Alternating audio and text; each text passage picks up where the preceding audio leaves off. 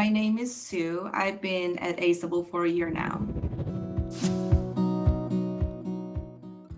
My name is Ellen Guthrie, and I have been working at Aceable since September of 2021. We are both under business intelligence team, and we are both senior data analysts. So business intelligence team is in charge of data accuracy, modeling, reporting, and visualization to analyze key metrics. And it allows the company to make informed business decisions based on data. Our reporting environment currently is called Power BI, and then this is where all of our dashboards and report live for the company. And what that means in practice, we maintain the accuracy and integrity of data across our reporting environment, Power BI, and all of the underlying data models. And we own data documentation and key metric definitions to promote report consistency. We also own the creation and maintenance of our reporting environment, which provides data and insight to the company. And we use our data to help uncover opportunities and business insights. We provide training to our stakeholders as well to ensure that they understand the tools available to them. And if all of that was still super jargony, we basically spend a lot of time making sure our data is accurate. And then we take that pretty data and make stories and reports out of it so that our stakeholders can make better decisions. I work mostly with our learning experience and customer experience teams, that's LX and CX respectively, as well as the product managers that are associated with each of those groups. The LX team wants to see data primarily around student success in their courses. So that looks like completion rate, final exam pass rate, and NPS scores. And then CX is more interested in the metrics that affect their agents as well as their students. So this could include contact rate, average wait time, average handling time, and student effort scores. I also make sure that product has all of the data that they need to ensure that we meet regulatory requirements for each state where we offer courses. For me, I work with the entire marketing department. So that includes SEO team, also known as organic search, who works on how our sites and pages are ranked in search engines like Google so people can find us. Paid media team that runs advertisements on various platforms like Facebook, also Google AdWords, and so on. Email marketing team that nurtures the buyers so that they come back and purchase again, for example. Crow team that runs A/B testings and find ways to help our buyer's journey to purchase. And lastly, also business development team that manages many different types of affiliate marketings and our B2B business models. Each team has different needs, as you can imagine, but overall, I deal with performance metrics, buyer's journey data, and different attribution models. And I do also want to point out that we, in addition to all this, we all work with finance and accounting departments and also product managers regarding roadside assistance, but we currently do not have a specific point of contact for that yet.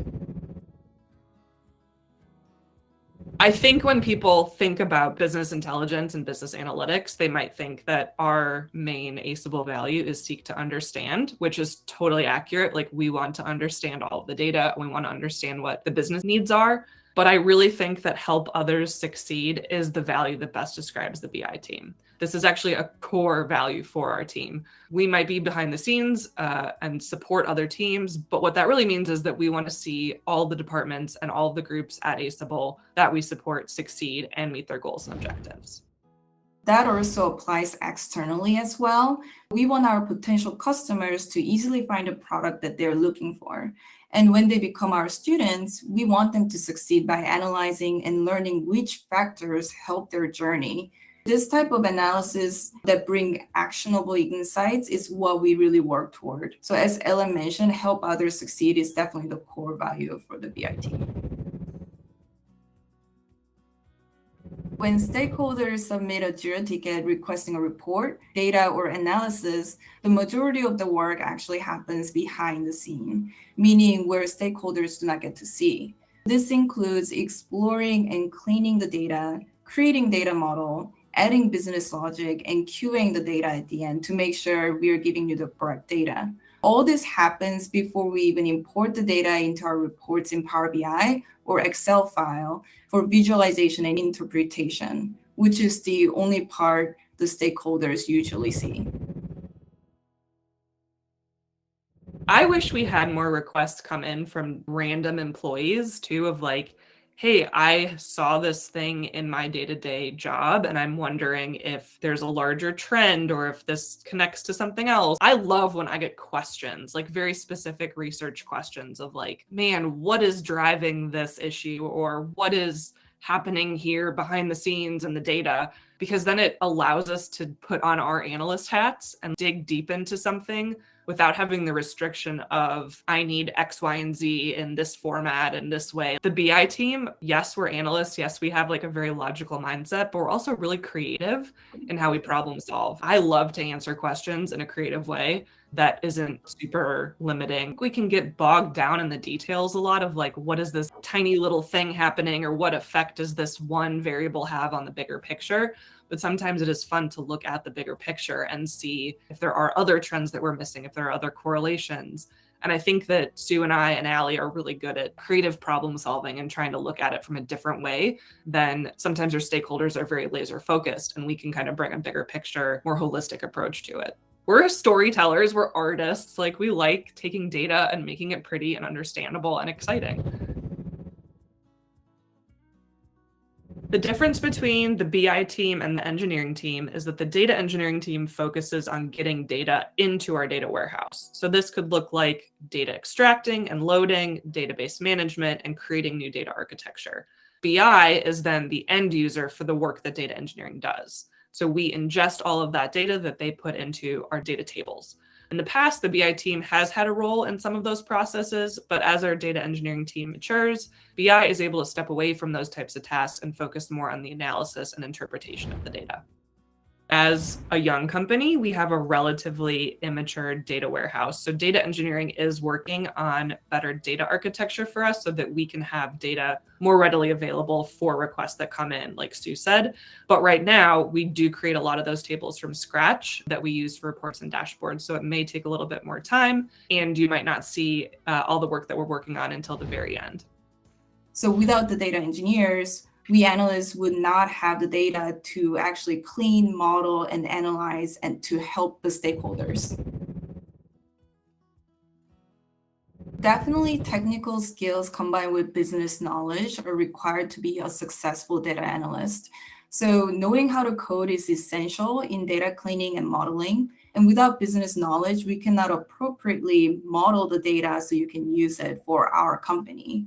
So we know how to code in multiple languages like SQL, Python, and R, and are also familiar with our business model very intimately. Additionally, we have trainings in statistics, so we can provide insights using inferential statistics and predictive models when needed. On top of all the technical skills that we need to succeed on the BI team, we are also masters in communication and visualization. So in order to successfully create meaningful insight for the company, we need to be able to visualize the data in a compelling way that is easy to interpret and relates to actionable insights. So I like to think of ourselves as data storytellers. If the story isn't interesting, no one's going to listen. We want to make sure that we are truly creating impactful stories for our stakeholders. The biggest challenge that we face right now is that we are a very small team consisting of one manager and two analysts supporting the entire organization. And because many different groups come to us with questions and requests, our team needs prioritization and consistent workflow to be effective. And when questions or requests come in through Slacks, emails, and meetings, and many other ways, it can be very difficult for us to set and focus on our priorities. For our team to be most efficient, we ask our stakeholders to submit their requests and questions to our Jira board. And every week we review it, and then we prioritize it, and then we'll get back to you. We sometimes also hear that folks doubt the accuracy of our data and that stakeholders don't have trust in our data. And some of this could technically be due to like an error in the raw data, but most likely it's due to mismatched expectations. So we want to make sure that our stakeholders are a part of defining key metrics and designing dashboards. They're in their Jira tickets as much as they need to update us on the projects and their requirements and expectations, so that everyone has faith in any recommendations that we arrive at using our data. It is hard for me to pick a favorite, but if I had to choose, I would say introducing sessions instead of visitors. because that allowed a lot of marketing departments to think about engagement metrics instead of just thinking about visits and whether they ordered or not. And now they're able to see what are they doing once they come to our site, how many pages do they look at, and how much time do they spend? Does it actually help us? How does it affect conversion rate, and so on? My favorite project that I worked on was pretty early on when I started with Aceable, and it was redesigning the LX package and course health dashboard in Power BI. Those dashboards kind of hadn't been given a lot of love for a while. And it was really great for me coming in as a new employee to learn that data, understand what LX needed to track health for courses and packages, and just have a lot of fun in Power BI designing dashboards and reports for them to make sure that they had the data that they needed. Jira ticket is actually not one and done, but it's a great way to communicate about that particular project. So whenever we start, first of all, you will be notified that we actually began the project. And two, as project grows or changes, you can comment on it, and then I can actually comment back, and then we can actually communicate just on that project using Jira, which is another reason that we really promote Jira. Right now, you can actually find all the training deck and even recording on the training, and then also the list of available reports for you along with dimensions and metrics available for the report, all in Power BI Guide. If you have access to Power BI, then I would say number one, go to Power BI Guide, look around, see what you can find, and then you will have access to all the reports that you may be looking for.